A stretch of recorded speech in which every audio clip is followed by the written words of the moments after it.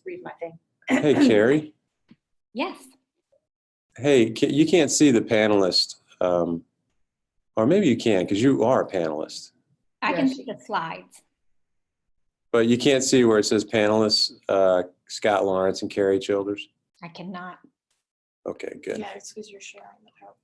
Yeah. And Okay. Did we, Kid's like, I got this. did we figure out that sometimes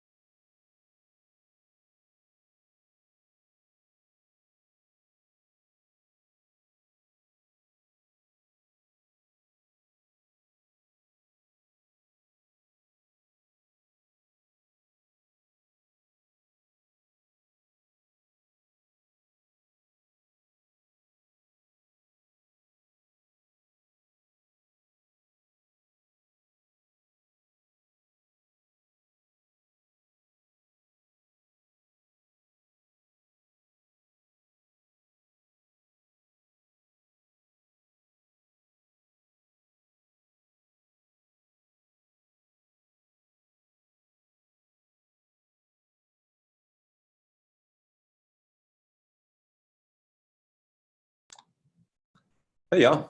We're going to get started in 2 minutes, so hang in there and we'll start in just a minute. Thanks.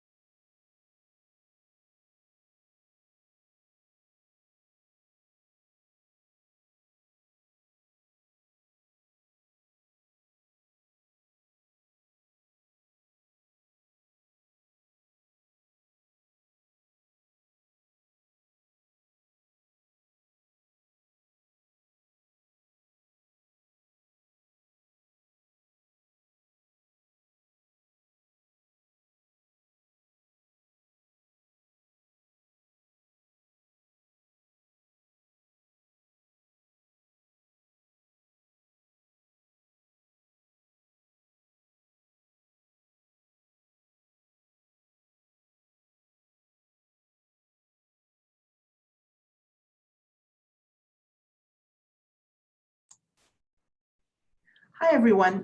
Thanks for joining us today for this webinar. My name is Karen Cahill, and I'm your designated host. And our panel today includes Virginia Lewis and Scott Lawrence. Hello. Hi there. We've got a lot of information to share on digital marketing as it relates to the retail furniture industry. But before we do, I wanted to point out that you should feel free to submit questions in the chat box or send us an email. Also, we'd love your feedback at the end of the webinar, so please answer the quick survey when we wrap up. And I'm going to take a second to tell everyone who we are. For those of you unfamiliar with ResponseMind Interactive, we're a digital marketing agency located in Atlanta, Georgia. We've been in business for about 2 decades. And over the years, we've come to specialize in a few very specific industries. Retail furniture marketing is one of our specialties. And we have a lot of insight from our years in this industry that we figured might be useful to others in furniture retail. And I just want to add that we've all sat through boring content-free webinars, and our goal is to make sure that that's not what today's webinar is like. We're actually going to share a lot of digital marketing tips and tricks specifically related to the furniture industry, because the furniture sales landscape is changing fairly rapidly. We've also tried to gamify it a little with survey questions along the way to compare your answers to the national statistics on furniture buyers. I think everyone at RMI has the mentality that what goes around comes around. And Virginia's team has done a lot and learned a lot about digital marketing for furniture retailers. So the team is making all of this available today for free because they figure that just maybe they can start new dialogues with people who have similar interests. So let's get started. Here's the agenda. As Scott said, there have been and continue to be some pretty drastic changes in how consumers prefer to buy all types of furniture. But while it's true that more people are willing to buy furniture online and sight unseen, recent data shows that the majority of people still want to actually see before they buy. So we exercise our due diligence here. We're going to share the research on who's buying what. We'll look at who's buying online and who's buying in store. We'll call the first part the research and strategy segment just to establish the foundation. And the next part is called methods and tactics, but could probably be called the cool stuff section, because this is where we're going to pull back the curtain and show the latest and greatest tools that our own marketing gurus are using. Hopefully that will enable everyone to get a sense for just how much is out there to drive in-store sales. I can tell you that the intent of this webinar really is to share the latest and greatest marketing tactics to make the most of your marketing budget. So we're glad you're here and hope you'll tell us afterward how you liked it. So to sum up, we're going to talk about what online purchases look like and what on-premises purchases look like. And we're going to show you the raw data in a graphic form before moving on to how we use this data. And we'll get into some technical information. It's geo-targeting with paid search, and it's tracking store visits through mobile phones. And then we'll take a peek at some of the coolest new stuff that is so advanced it looks like it's right out of Minority Report. The fact that a lot of people want to physically see furniture before purchasing is why Google's new store visits feature is so relevant to furniture retailers. Yeah, store visits is a really cool, relatively new tracking feature for the furniture industry and also for other brick and mortar businesses as well. But before we get into all of that, we'll give some statistics about what the industry is doing, as well as what furniture buying customers look like. First, Scott is going to walk us through a couple of slides on how e-commerce is projected to impact the retail furniture market. Okay, this slide is from 2018, but it is the latest data available from eMarketer. So the revenue numbers from 2017 and 2018 are actual numbers, where there is slightly greater than a 15% growth of e-commerce for furniture. And so the 2019 through 2023 are projected numbers, but you can see that over the course of 5 years, it's steady growth. Anyway, you can see here that the revenue numbers are supposed to approximately double in 5 years. So growing revenues is a good sign. But the next thing we wanted to look at were the percentage of people who would be willing to purchase their furniture online. In other words, we wanted to see how much of that additional revenue is due to a growing population who already are comfortable purchasing online. And that is this number here. About 18% of people in 2017 were willing to purchase their furniture online. This is a good slide too, because you can see the furniture industry compared to other industries. It makes sense that people would be more willing to buy books and music and computers online. Right. But like the last slide, we can also see the projected growth, again, according to eMarketer, of what percentage of people are likely to purchase furniture online. And that's a pretty good little clip from 17.9 to 28.3. So in 4 years, online furniture purchases should grow by 58%. So that raises the question of whether people are becoming more comfortable with online purchases, or we just expect the industry to grow. And both of those may be true, but we also need to remember that those figures also reflect the younger generations who are maturing and likely to need furniture. Many of them have grown up buying just about everything online. So the acceptance rate is also just about young people starting to buy furniture. And in the next slide, we'll look at some of those demographics. So, excuse me. So as you can see in this slide, we're comparing furniture and the appliance industry to other industries, like the last slide. And when we look at this home category, we see that an overall 18% are buying the home furnishings and appliances online, at least in the month of September of last year. Right. But this chart is helpful because it also breaks down those online purchasers by the demographics of age and gender. Okay, so let's focus on that one for a second. Here are the age groups. 18 to 34 is first, and then 35 to 54, then 55 to 65. I think intuitively, retail furniture marketers understand that young people are more likely to buy online, but it's good to quantify how much more likely they are to purchase furniture online. Yeah, the idea is to survey so that you can actually put numbers behind your calculation for how much to spend when targeting your prospects. So from this survey, we know that people from 18 to 34 were nearly twice as likely to buy furniture online than people just 35 to 54. And we're going to dive deeper into the next slide. And by the way, I hope everyone will take note of this data here from eMarketer, in this line particularly, because we're going to refer back to it later. Just to recap, although the stats we just saw indicate that online furniture sales are growing, it also means that a majority of people are still not purchasing furniture online. So it naturally raises the question of how effective online advertising really is, since online advertising primarily drives online sales in most industries. We're going to look at how to identify, market to, and measure marketing to people who buy from the brick and mortar store in just a bit. But before we do that, in the next few slides, we'll review demographics of both the people who are and are not willing to purchase furniture online. And then we're going to talk about how to geo-target both of these groups using paid search and Google Analytics, which is pretty interesting. But in order to do that, we wanted to show you who should be targeted with digital marketing before we tell you how to best do that. The first rule in digital marketing is to know exactly who you're targeting, which you can do very easily and precisely with digital marketing. Otherwise, you risk wasting all of your money on the wrong targets with the wrong message. Right, so hang in there while we power through this demographic data for what ideal customers look like, which, by the way, I think is actually really interesting. Okay, when we polled people around the country, we asked specifically about buying a dining room set online, and we gave them 5 options. Right, these options are listed below the pie, and this particular graph represents answers for the question, how likely are you to purchase furniture worth $200 online? And what jumped out right away in this graph is that 25% were willing to buy a piece of $200 furniture online sight unseen. Yeah, that very likely group didn't even require vivid images and descriptions, like the second group labeled here as likely, sitting at 33%. The second group wanted to be able to see the fine detail online before buying. The first group trusted their sites.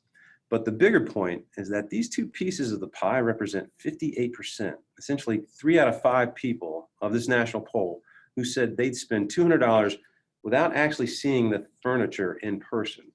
And we may be witnessing what's known as the Amazon effect. Right, although I suspect that their willingness to buy sight unseen may have something to do with a lower price point. After all, you usually can't buy a retail sofa for $200. Right, I think that's exactly right. And in another minute, we're going to see how people responded to buying a $1,500 dining room table and chairs. But for now, it's still interesting to look at how, even at the lower purchase price of $200, the demographics seem to reflect some of what we saw from the eMarketer graph a minute ago. Okay, so the next group is a little bit of a hybrid between the online versus the on-premises purchasing groups. So in other words, they said that they buy it online, but that they wanted to physically see the furniture in the showroom first. Yeah, and here are the ones who just wanted to purchase in the store. They make up a little more than a quarter of the group. And just for kicks, here are the demographics of the people we polled. It's a fairly equal mix of males and females. And I also wanted to point out that we only asked this question to people who had a household income of at least $50,000. And the rest of it is probably what you'd expect for a national poll. It's a fairly even distribution in age groups, education, race, and employment status, at least for a household income of at least $50,000. But if we take an even closer look at these individual groups, there were some telling data points that also left out. Even though we're asking for the low furniture price point of $200, the same findings from earlier seem to hold true. If you look at the first not likely group, you can see that people 75 years and older were significantly more likely to choose that category than any other of the four categories. And when Scott says significantly, he means statistically significant. That's right. Statistical significance means it's a more meaningful relationship. In other words, we should make sure to take note of it. Anyway, continuing for the moment counterclockwise here. When we look at the other not likely group, I thought it was at least a little interesting that no one in the 35 to 44-year-old group chose that option. And then the 60 to 64-year-olds were significantly more likely to choose that hybrid group we mentioned more than any other group. Again, those were people who liked the idea of buying online but wanted to see the furniture in the showroom first. And again, this one is a statistically significant difference. Exactly. So let's look now at the other side of the pie graph. Ages 21 to 44 were likely to buy online without seeing it first. And of the 5 choices, 21 to 44-year-olds chose this option more than others. It was also interesting that no 60 to 64-year-olds chose that option. And the next higher age group, 45 to 54-year-olds, significantly chose this second option more than the other 4 choices. Well, with about 3/4 of the whole pie saying that they were at least somewhat likely to buy a low price piece of furniture online, I think it's fair to say that that's more than we would have expected. Yeah, we didn't expect so many were willing to buy online, but fewer people will buy furniture online as the price goes up. Anyway, these stats obviously seem to support that eMarketer statistic we shared a minute ago, which indicated that the best way to predict who is more or less likely to buy furniture online is through the age demographic, even for low-priced $200 items. The trick at this point is more than just realizing that the older you get, the less likely prospects are to buy online. Instead, the trick now is to figure out what message resonates with each group and what price point you can expect to sell furniture online. Okay, well, we'll talk more in a minute about how to use this type of data to target people, but first we're going to share a couple of slides that Google shared with us showing the customer journey of someone purchasing a dining room set online. It's purely anecdotal, but it's helpful because it demonstrates how different an online customer journey looks when contrasted to traditional furniture sales. Okay, so this is Alyssa, and she's a real person that Google highlighted for us to give us an example of the customer's furniture purchasing journey. You can see here that she's 27 years old, lives in Florida, and she took 21 days to purchase after her first search with over 200 touch points. So over 3 weeks, she visited about 10 sites per day on average. Right, on average. But in actuality, many times we see that the initial search may be 1 or 2 searches, and then there's a much more rapid search activity at the end of the buying journey after the buyer's interest has been piqued. So this journey started with a branded search, meaning she searched for IKEA in her search phrase. Right, and here are some of the key points along her journey. The colored arrows are her search phrases, and the text beneath the arrows are the websites where Alyssa found herself after that search. It's interesting that she started with a search for the specific store IKEA, but ended up buying from Target. Yeah, and it's also interesting that she visited so many different sites, from Bob Vila to Overstock to Amazon and Craigslist. I wonder if she saw a Target ad when she typed in IKEA patio furniture. That's very likely, given that her next search was specifically for Target. It's a very common practice for retailers to offer discounted online ads when a competitor's name and product are mentioned in a search. It's actually their chance to try to poach that customer. And look at how her searches became more and more specific, from the retail specific searches, including the names like IKEA and Target, to more focused product specific searches. You can almost see how she's learning as she continues to search. She narrows her search to exactly the product that she wanted. And then she bought it from the poachers. Yeah, so I guess digital advertising actually works after all. Even though she had IKEA in mind at the beginning of her search, 3 weeks later, she was convinced of purchasing from Target. So let's look at one more example of a dining set purchaser.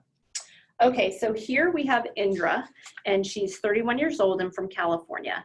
Notice that both examples of people who bought furniture sight unseen are within the age ranges that we've previously discussed. And this is another real life example that Google provided us. It is, but this is quite the different journey, because Indra's digital purchasing journey was completed within just 2 days rather than 3 weeks. Sounds like she was motivated to buy quickly. Sounds like me a lot when I get online. But that's true. Her number of touch points in her digital purchasing journey was about 75% higher than Alyssa's. With 350 in 2 days, but let's look at some of those touch points along the way. Okay, so judging by her search phrases, it would appear that Indra initially was thinking about a kitchen remodel and ended up at Lowe's.com, which was one of the first listings that came up under that search term. And we don't actually know why she searched on Craigslist and Overstock, but it looks like she started to search for some cheaper outlets than normal retailers like Lowe's, from Overstock.com to Craigslist. Yeah, and she might have seen an ad.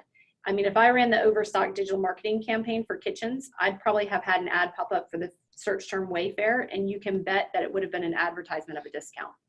But her journey is also telling, because you can almost see a change of mind over the course of 2 days, from kitchen remodel to 7-piece dining set with bench. Yep, and then she actually purchased it from eBay. Good on her. Okay, now that we've started to get a sense of the typical personas of people most likely to buy furniture, both online and in store, we should talk about how to actually weaponize the data we've gone over. But before we get into actual paid search tactics, we want to talk about how we target prospective new customers. So we're going to talk about demographic targeting as well as geographic targeting. And I want to insert a word of caution here too. I'm going to go over the next 3 slides on demographic and geographic targeting and personas. And I think they're pretty straightforward and easy to follow. However, just after that, Virginia is going to get into some pretty detailed information that may seem too technical for people who don't currently run paid search campaigns.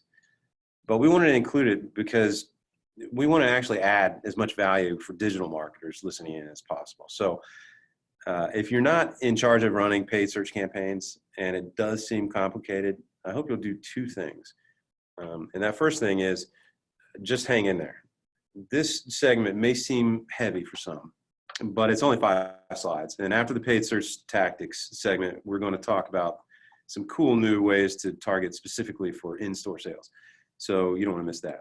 Secondly, if you decide you'd like to know more about any of these, shoot us an email and we'll be happy to talk to you or find someone here who can answer your questions. We're going to provide emails at the end of this. Also at the end, we'll introduce Carrie Childers, who is our liaison to our marketing gurus here, who can connect anyone with any specialist on our team. Yeah, guys, and if you have even more technical questions, we're here for you too.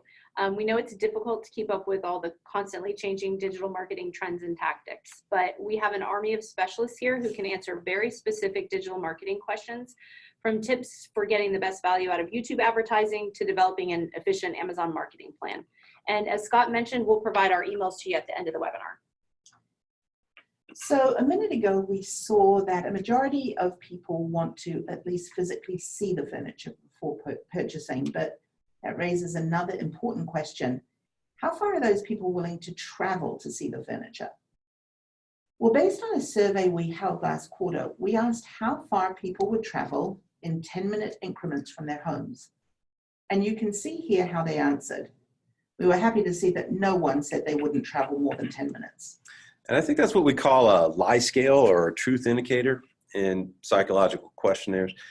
Because I think, absolutely no one would say that they're not willing to travel at least 10 minutes. Let's see it graphically. About 3 out of 5 people are not willing to travel more than 30 minutes to purchase. And nearly 4 out of 5 people say they wouldn't want to travel more than 40 minutes. And another thing to note is that this is measured in minutes rather than miles. And we're going to talk about that a little bit more in a minute. And Scott, you said that there were some obvious disparities between the genders when telling us they were or were not willing to travel. But before we go over that national poll, we thought we'd ask the audience. So we're going to put up a poll on the screen, right? Yeah. We'd like you to tell us whether you think more men or more women told us that they'd travel fewer than 20 minutes, and we'll give you a moment to think and answer on your screen. All right, starting to come in. So keep them coming, guys. This is pretty good. Getting up there. You guys are really smart. All right. Okay, and the national poll showed that of those who said they wouldn't travel more than 20 minutes, 64% were men. I just want to announce the results. It was all unanimous. Unanimous females would travel farther, and that's pretty good. Sorry. All right. Let's look at the rest of them. It's pretty even between the 30 and 40-minute mark, but at the idea of traveling farther and farther, males just dropped out. And that could be part of the reason that women buy more furniture. Yeah, it could be part of the answer, but we may be getting a little ahead of ourselves. Okay, and there's just one more statistic we thought was interesting enough to share, the fascinating topic of household incomes. So we're going to insert another poll here, and we'd appreciate it if you answer the following question. Who do you think makes more money on average? People who are willing to travel more than 50 minutes or people willing to travel less than 20 minutes? We'll give you a moment before comparing your answers to the national poll. Remember, this is household income.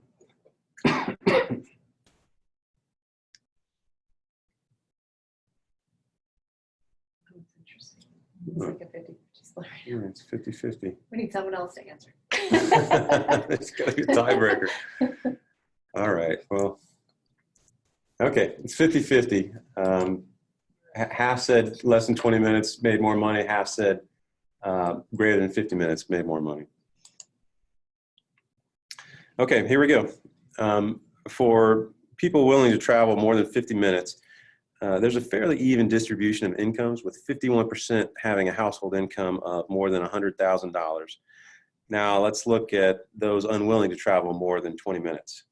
Surprise, 80% of this group makes less than $100,000. Pretty big difference. And my next point may be obvious, but I want to point out that because this is a national poll, the numbers here really don't mean anything other than to compare them against each other. In other words, the group on the left doesn't necessarily reflect real income levels in small rural markets. So $200,000 is probably worth much more in a rural area like High Point, North Carolina, than in an urban area like New York City. Search engines actually enable us to target easily by location. So I'm glad we're talking about locations. And it doesn't have to be your store's location necessarily either. So take High Point, North Carolina, for instance. We chose that location because because some have called High Point actually the furniture capital of the world. Well, High Point has a population of about 100,000 people. So they're not just selling to High Pointers. And we confirmed that people from High Point are called High Pointers. Yeah, actually, I made sure to, because I once made the mistake of referring to people from Charlotte, North Carolina as charlatans, which I knew was wrong as soon as it came out of my mouth. But people from Charlotte are actually called charlatans, by the way. Anyway, I looked on the High Point Visitors Bureau's website, and that's where I found this information. But their website, I just thought I'd point out, also includes furniture, the word furniture twice on their homepage. So they're obviously pretty serious about the furniture industry there. Okay, but if they're the furniture capital of America, it's probably because they're manufacturers of furniture rather than just furniture retailers. Yeah, that's true. But we needed a rural example for reasons Virginia's going to go into in just a moment. So we chose High Point. Anyway, we'll just roll with it for a moment. Okay. Well, there are actually furniture retailers in High Point, North Carolina. And recall that based on the last pie chart that we saw, 3/4 of people are willing to travel at least 30 minutes to buy a dining set. So Winston-Salem is actually within that range. It's about 20 miles away or 25 minutes by car on average during the day. And downtown Greensboro is actually less than that. It's about 18 miles away and 20 minutes by car.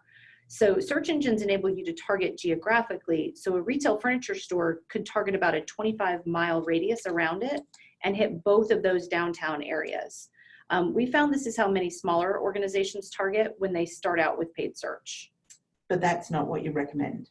No, and I'm sure many digital marketers tuning in wouldn't either. That's because it's a best practice in digital marketing to always target as narrowly as possible with precisely the right message to the particular audience you're trying to reach.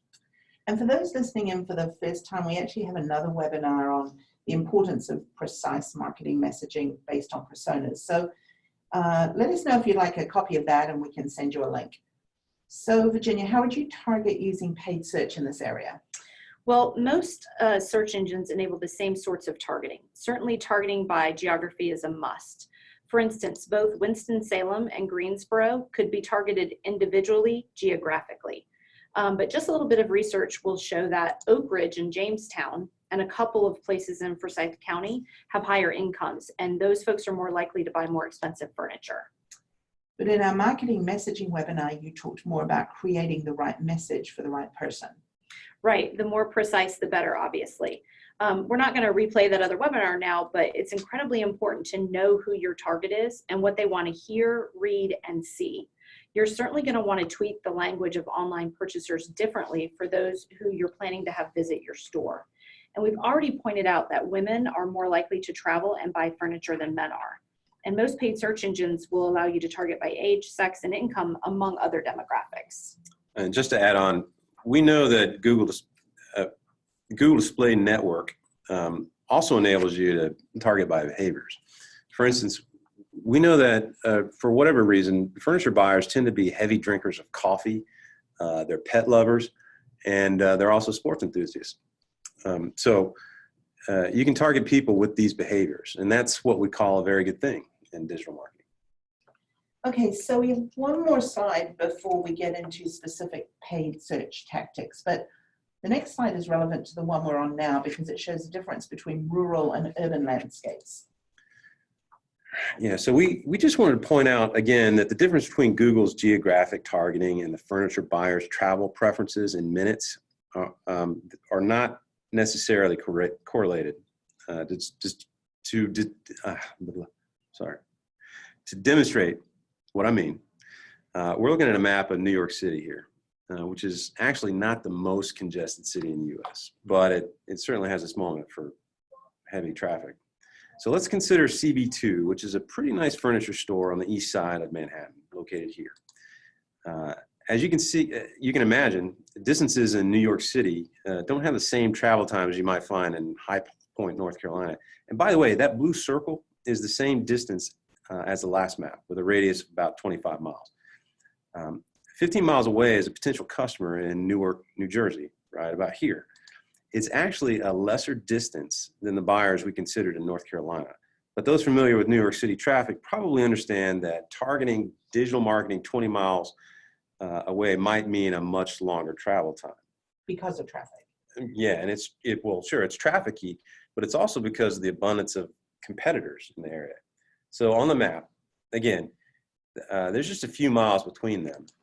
But if you try to go there right now, lunchtime on a Friday, assuming you're going by car, I suspect a toll road, taking Lincoln Tunnel, will take you an hour or more. So Google Maps might actually tell you to go 280 to I-95 through New Jersey, crossing into Manhattan, using the New Jersey Turnpike into Upper Manhattan, then south down FDR. And Google Maps would take you this way because it's actually the quicker way to get to CB2 from Newark. And the point is that it's fine to advertise in Newark for online sales if you know what your online customers look like and want to hear. But you don't want to pay for search terms in areas where you're not likely to win foot traffic to your store. And who knows how many competitors' stores she passes on the way there. Right, so Virginia's going to walk through some of the specifics of a good paid search campaign. And as Scott said, some of this will seem complicated or technical to people who don't currently manage paid search campaigns. And if it seems a little too complex, we'll get this done in just 5 slides, so hang in there. Okay, so we're actually going to stick with the Newark and Manhattan East examples because we all have it fresh in our minds. So let's consider a furniture retailer who has a store in both of those places. Here's how we suggest you set up your campaigns. And these are fictional campaigns because CB2 doesn't actually have a store in Newark. Right. I believe they actually have one a little farther north in New Jersey, but we decided to stick with the same targets. So we consider it a best practice to set up each location by device and match type to better leverage your ad copy. Also, it will improve your reporting around the best performing combination of device and match types. In other words, you set up each location by 3 devices and by 3 match types. So there are 9 components per location, as you can see here. Again, the blue box on the left is the east side and the yellow one on the right is Newark. So first we separate them by location. And there are 3 types of matches that we want you to pay attention to: non-brand exact, non-brand broad modified, and non-brand phrase. We're not going to go into a lot of detail about those other than to say that each of these needs to be suited to each device type. Then there are 3 types of devices: desktop, mobile, and tablet, as you can see here. And more, I think most of you know that the tablet space is shrinking, so I wouldn't be surprised if the tablet and mobile devices are combined in the future. So in short, we suggest you break your campaigns out by 3 different categories for each market. Let's look at Newark. In this campaign, we've got a non-brand exact match for desktop, mobile, and tablet. We also have a non-brand broad modified match for all 3 types of devices. And finally, we have a non-brand phrase match for the 3 device types. And we're going to talk about these 3 match types more in the next 2 slides. So the bottom line is that you need to divide each market by location, then differentiate them by search phrase type, then differentiate them by service type. So each location has 9 segments. Right, and I know that that's a little confusing at first, but if you follow these best practices in setting up each location, it makes setting up multiple stores much more manageable. And everyone can see from the title of this slide that we like to use only 1 keyword per ad group. Virginia, when we've shared this previously, people have said that it seems like a lot of extra work to have only 1 keyword per ad group. Yes, well, the reason we consider the 1 keyword rule a best practice is that it's always best to create extremely targeted ad copy that is specific to that particular search term. And you're right, it's definitely easier to write broad ad copy that can apply to multiple keywords. But without the 1 keyword standard, especially since everyone's always busy, it's easy to actually relax your standards. And before you know it, you're making your copy way too broad. And what we all know is that Google and other search engines don't want to provide broad results for anyone's search. No. They want to provide exactly what people are looking for on the first try. And keep in mind that the more relevant and precise you make it, the better your click-through rates will be. And that also means that the search engine will assign you a better quality score, which is kind of a big deal. Because the better the quality score, the lower the cost per click. And you're going to get more clicks at a lesser cost. And that's what it's all about. It's just not something you want to skimp on. Put in the time and it'll pay off. Okay. Because we're talking about geo-targeting using a local strategy, it also makes perfect sense to use city-related keywords to ensure you're capturing an audience that is looking specifically for your products in their area. And we're going to talk about geo-targeted dynamic ads in just a second. But first, I want to say that some of the paid search veterans listening in know that city terms are going to have less volume, which is certainly one metric we look at. But city-related keywords usually have much higher conversion rates because of how targeted they are. And city-related keywords are usually among the top performing keywords. And the ad you're looking at is actually a retailer here in Atlanta, a furniture retailer. So we're going to get into that a little bit. So to Scott's point, to get the best outcome, you should always combine the top performing keywords with all city names within your targeted area. And some may cringe at this, but you should actually use broad modified match as your match type to increase reach. And I know that broad modified might seem a bit risky because it is by definition broad. And some furniture keywords can get quite pricey. So you normally want to stay away from broad keywords. But we found it's a safe play to use broad modified here with city related keywords. And this is the really important part to note, so long as you make sure to use negative keywords. And to be even more clear, we never use just broad, but we do use broad modified. And we use it as a type of a funnel for phrases you may not have thought of, just to refine the exact match. Then you can occasionally run search queries to see what queries, or rather what keywords you want to move over to your exact match. Also, you're obviously limited by the number of characters you can use, but one way to showcase offers, benefits, and unique selling propositions without sacrificing space is to add ad extensions. Call-out extensions and structured snippet extensions should be used to add benefits and promotions. Okay, we've already suggested that you use city-related keywords for the purposes of geo-targeting and the radius you should set around the targeted area. And in the next slide, we're going to talk more about geo-based dynamic ads.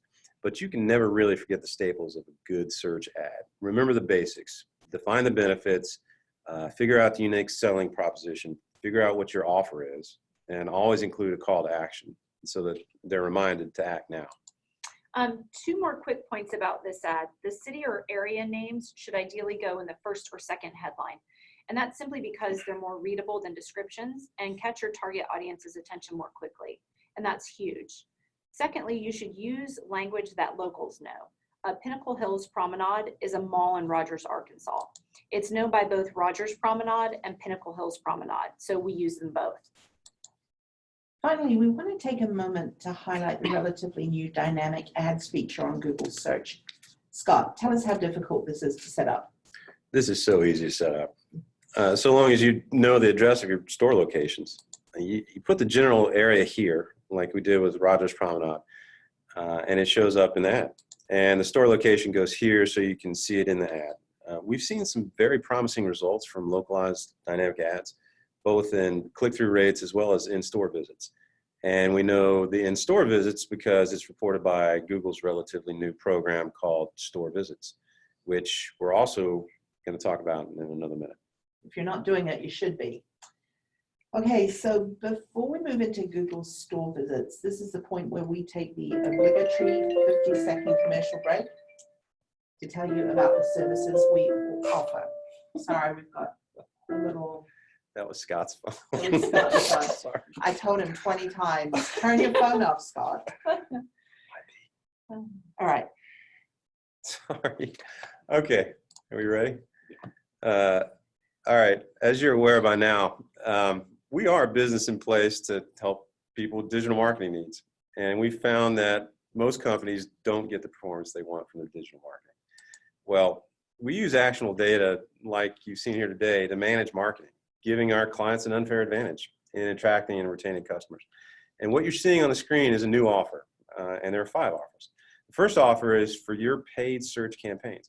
When a paid search campaign is set up to run optimally at the outset, with the furniture marketing experience our gurus have already uncovered through continuous improvement, it means you get a head start and your world will get a lot brighter. And unlike normal agency pricing structures, the fee at the bottom of the page is a one-time fee.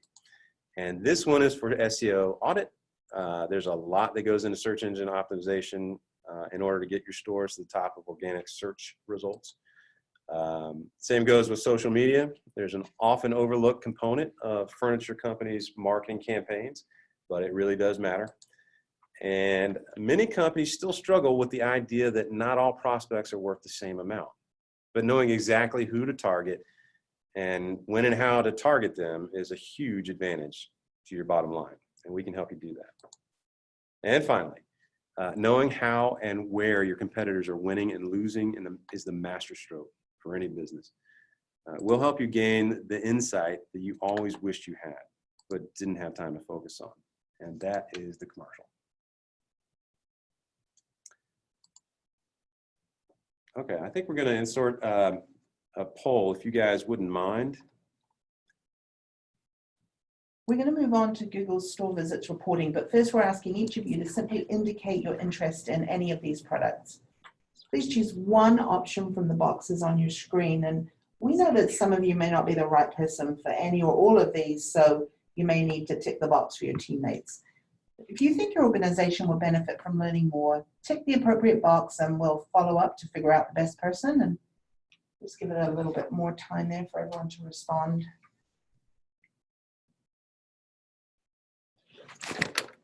I've turned my phone off, by the way. Thanks, Scott. That's good. Yeah, That's fantastic. smart. Okay, we're just giving you a couple of minutes here.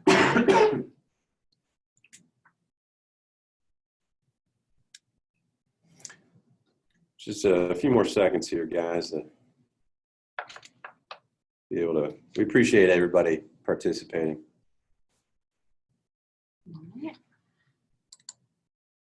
Okay, thanks for that. Now we're going to get into some fun stuff related to how to use Google's relatively new store visits feature. It's been around for a couple of years, but not everyone is using it, but they should if they qualify with Google. So if you've already discovered it, hang with us and you can compare your notes against ours. And if you're not yet aware of it, I think you're going to really like it. I want to also mention that this is another section that may seem a little technical for those who don't currently use Google Analytics, which is how you view the store visits. On the other hand, we pride ourselves in making difficult things look pretty easy. So let's see how we do this time. So this is actually a slide that we received from Google about 3 years ago where they explained to us how store visits work. And we've recycled it here so we can't take credit for those stellar cartoon graphics. So this user is signed in and has at some point opted into location history with Google. And then he clicks on an ad. But it doesn't have to be a phone he's using. He can be searching on his computer or tablet. Right, as long as he signed into his Google account, which most people keep on all the time. And then what do you know? He ends up at the store. So how does Google do that? There's actually quite a lot that goes into it. It starts with the fact that hundreds of millions of users have already opted in to sharing their location history with Google, so they can already measure that. But they also look at Wi-Fi signals, GPS signals, and proprietary Google signals like Google Street View. They also map the geometry of every store to understand if a user is inside or walking by outside. It's a pretty complex combination of signals that enables them to really claim that they have a 99% accuracy rate. All right, it sounds good, but I reckon people would like to know what they actually get to see. So you'll find store visits under the conversions tab here. And here are your number of store visits. And here's where they outline the actual type of medium that drove the store visit. Number 2 in the list is organic search, which probably means their website ranks high on the search engine's results page. It's really neat that SEO can be tracked against paid search like Google Ads. It actually gets better than that because this is Google Analytics, which has the ability to track other search engines as well. They can track Microsoft advertising, which most of you know is formerly Bing, and other competitive search engines, even if those other competitive platforms don't offer this kind of tracking. They can track social platforms like Facebook and Instagram. It's a pretty cool tracking mechanism, really good for ensuring you're using your marketing budget to its fullest. Okay, and this slide outlines the various campaigns you've set up. Again, you can see the number of store visits on the right here. And keep in mind this 13,000 number is for several stores, but you can see what campaigns are driving more in-store sales. We're going to give you just a few seconds to digest the slide since there's obviously a lot to take in there. Okay, and here's a view of those same 13,000 store visits filtered by location. This view shows results at the city level, but of course you can drill down into any of those names on the left to see considerably more detail. So let's say there are folks listening in who haven't used this before, but they like what they see. How do they take advantage of it? Well, it's good to know your way around Google Analytics, but if they're not yet totally adept in Google Analytics, hopefully these steps will be easy to follow. First, find the admin tab on the left nav. Second, under tracking info, find data collection, and then that should prompt you to turn on data collection for Google Signals.